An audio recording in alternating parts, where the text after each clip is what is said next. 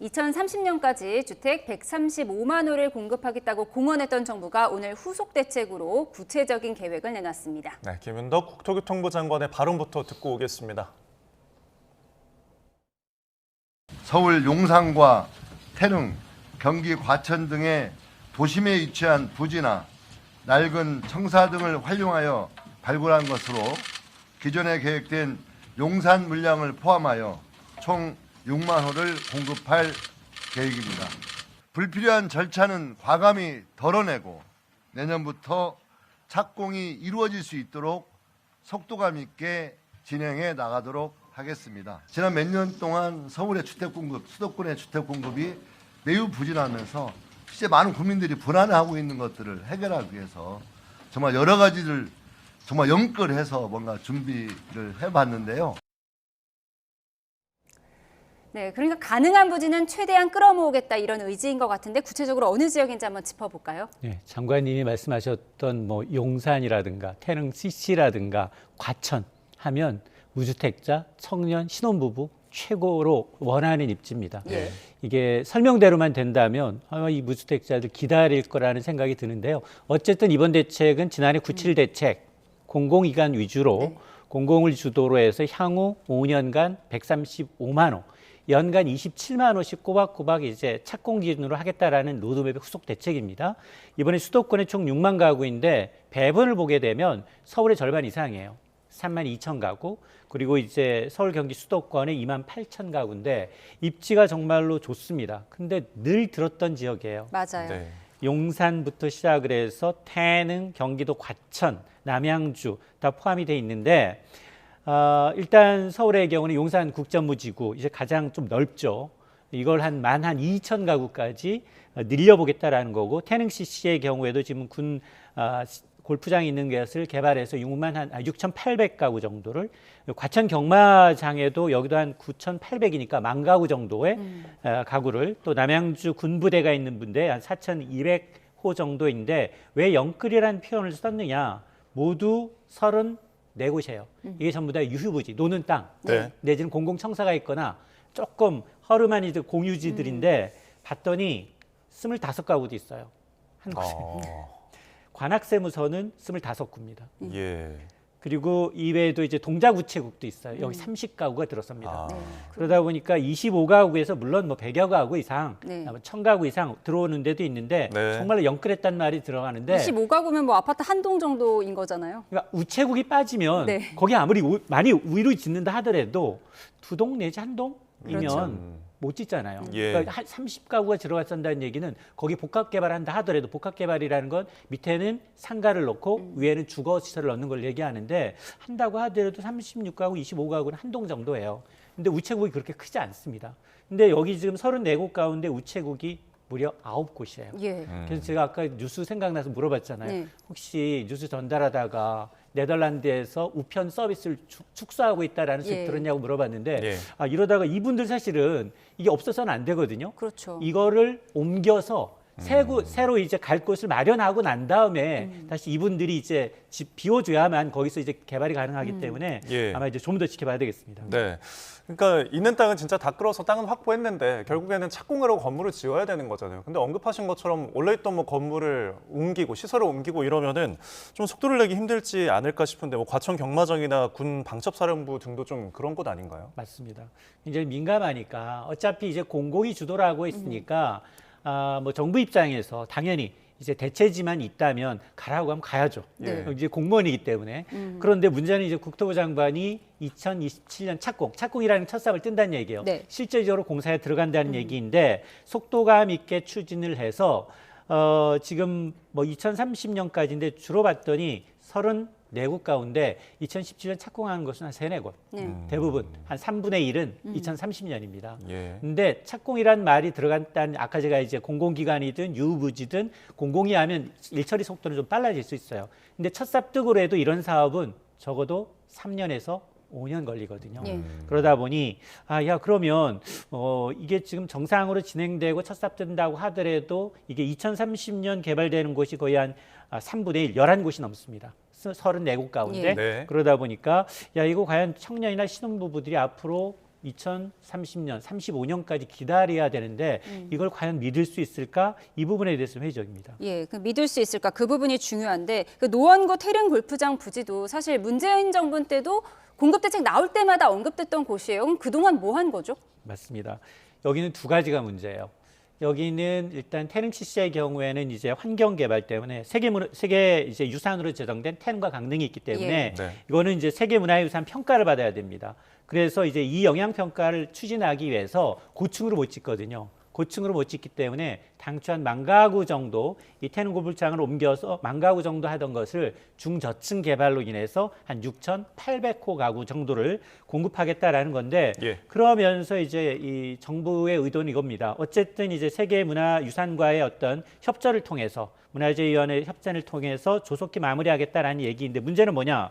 지금 사실은 이제 종묘도 똑같은 논란이었어요. 네. 종묘 고층도 지금 정부 입장에서 보면 사실은 이것도 지금 경관 해칠 수 있기 때문에 고층 개발은 좀 제한하고 있는데 여기는 또 문화유산 왕릉이 있단 말이에요. 예. 태릉과 강릉 왕릉이 있어가지고 이렇게 되면 종로 세운상과 사구역과는 또 역차별 문제도 있어요. 그러네요. 그 주민들이 걱정하는 거는 야 거기 10,000가구 이상 6,800가구가 들어온다면 교통난이 심각하거든요. 우선 교통 인프라를 먼저 해소하고 난 다음에 개발하라라는 입장이었기 때문에 이게 매번 거론은 되는데 태릉 지역은 거론은 되는데 현실화가 굉장히 어렸던 것이기 그렇군요. 때문에 정부가 이걸 얼마나 중재하느냐가 가장 중요합니다. 네, 그러니까 이 지구에 따라서 좀 추진하는데 이슈들이 있어 보이는데 방금 언급하신 이제 앞서서 용산 국제업무지구 인기가 높은 곳이잖아요. 맞습니다. 이것도 근데 서울시와 조금 이견이 있는 곳인가요? 오늘 오세훈 시장이 또 기자회견까지 했어요. 크게 이제 쟁점이 보니까 일단 정부 입장에서는 여기는 너무 전 국민이 다 바라보고 있는 곳이기 때문에 그렇죠. 좀 고밀도 개발을 하자. 당초 이제 서울시는 한 8,000호 가구가 적정일 것 같은데 여기 10,000가구 넘어서 한 12,500가구 정도를 이 용산 업무국제지와 하려고 하고 있는 것 같아요. 그런데 문제는 뭐냐면 이게 이렇게 되면 이 개발 규모가 커지게 되면 여기 학교와 같은 학교 이전 용지와 같은 기반 시설 계획에 대해서 대폭 수정을 하게 되면 시간이 좀 지연됩니다. 계획 변경 절차가 이제 오랜 시간이 소요되고 있기 때문에 서울시는 그렇지 않아도 좀 단기 공급 물량이 딸리는 상황에서 이게 지금 서울시 국토부가 좀 입장차가 좀 좁혀지지 않은 것으로 보이는데요. 문제는 뭐냐? 이번 6만 가구의 20%가 여기예요. 예. 그렇지 않아요? 12,000가구니까. 예. 그러면 아니 지금 양측 협의가 지금 서울시나 정부가 이제 협의가 원활치 않게 된다면 이게 또 추진 동력을 잃을 수 있거든요. 그러니까 아마 이번 선거 결과에 따라서 이제 아마 이제 조금 판도가 좀 달라질 수 있습니다. 예, 말씀하신 부분 이제 오세훈 시장이 직접 밝힌 것은 아니고 서울시가 이제 입장을 냈다는 점을 정리를 해드리고요. 지금 정부가 조바심이 날 수밖에 없는 게 서울 아파트 가격이 51주 연속 상승을 했어요. 상승 폭도 3주 연속 커지고 있거든요. 그럼 결국 이 공급 대책에 실효성이 있어야 하는데 어떻게 예상하십니까? 조금 전에 한국부동산원의 주간 통계 또 나왔어요. 예. 그래서 52주 연속이에요. 1년 내내 올랐다는 얘기거든요. 그렇죠. 그래서 지난해 사실은 연간 이제 서울 지역의 아파트값 상승률이 9% 육박을 해서 문재인 정부 시절 이전 상승률을 좀 웃돌고 있는 상황이거든요. 문제는 오늘 통계를 봤더니 상승폭이 점차 커지고 있어요. 예. 그래서 아마 이제 오늘 국토부가 오늘 날짜를 좀 잡은 게 아닌가라는 생각이 드는데 오늘 서울 아파트값 1월 넷째 주 기준 일주일 만에 0.31%가 올랐습니다. 지금 지난 이제 이달 첫째 주부터 넷째 주까지 주간 상승률이 계속해서 2배 정도로 지금 뛰어 있는 상황이고 예. 그러면 25개 자치구 가운데 그러면 뭐 한강 라인이나 강남 3구가 상승률 1위냐? 거기가 아니에요. 상승률 2가 관악구예요. 예. 관악구가 0.55% 뛰었고요. 두 번째 많이 뛴 데가 성북구예요. 네. 이건 왜냐? 예. 그동안 강남 3구, 한강변도 많이 뛰었지만 지금은 대출이 용이한 그리고 매물이 많이 줄고 있는 상황에서 상대적으로 이제 대출이 용이한 강북 지역으로 상승세가 좀 늘어나고 있고 예. 문제는 뭐냐면 지금 사실은 지금 전세 이제 조금 있으면 학군 때문에 네. 전세철인데 전세값이 지금 전국적으로 오르고 있습니다. 지난주보다도 상승폭이 더 커지고 있는 상황이어서 물론 뭐 지난주부터 이제 이재명 대통령이 계속해서 SNS를 통해서 이제 규제 강화 다주택자에 대한 양도세 중과 예. 유예 없다. 이제 못 받고 있죠. 그리고 1주택자라고 하더라도 장기보유 특공 이거 재검토할 수 있다. 이런 얘기를 하고 있기 때문에 과연 이제 더 나아가서 가장 강력한 카드는 사실은 보유세 카드거든요. 정부가 내놓을 카드들이 이제 있기 때문에 예. 아마 이런 이제 이 추가 공급 대책까지 오늘 나왔기 때문에 저 상승폭이 또 다음 주 어떻게 될지는 좀 지켜봐야겠습니다. 네.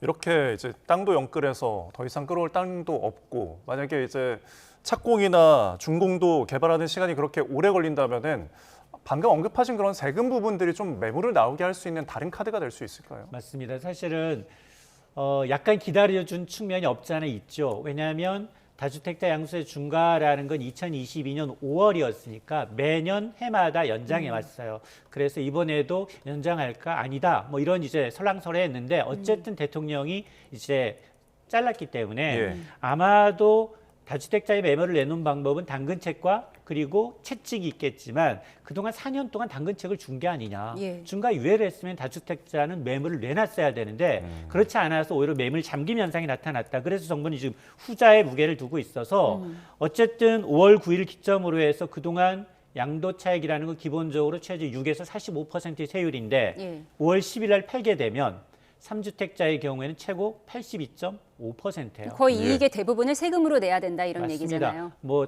내가 세 개 주택을 갖고 있고 한 개 주택을 매도했는데 10억 정도.